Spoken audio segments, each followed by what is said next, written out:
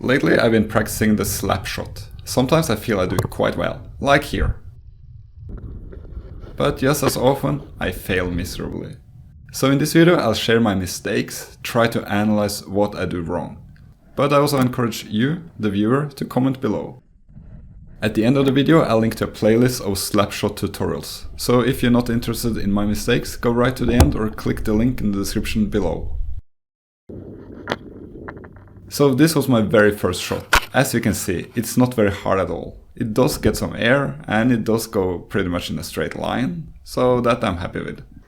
But the lack of speed has one very simple explanation. Here the stick hits the puck.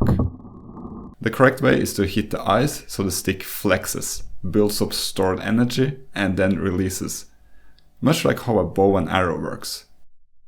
Okay, this one is silly, but please just tape the blade alright.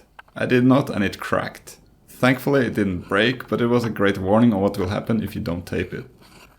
I can add that my stick is the very cheapest wooden stick you can find. I picked it up at the discount store between light bulbs and toilet seats. For around 10 euros. Still, I guess a more expensive stick needs tape too, if only for a better grip. I was very surprised when I watched this footage. Look, the puck flips on the blade and I had no idea it did that. What I do know is that my focus was too much on lifting the puck. As a matter of fact, I do believe you shall always try to aim low. If you do a proper slap shot, the puck will gain air anyway. But again, what is your experience? What are your thoughts? So, here's my second day practicing. My shots are a lot better now. Half of them are decent. But the other half are, well, just terrible. And I'm pretty sure I know the reason. When I look at the puck, the shots are bad. When I look where I'm aiming, the shots are good. Of course, there's sort of a catch here. Because if I don't look at the puck, then I may not hit the puck in the first place.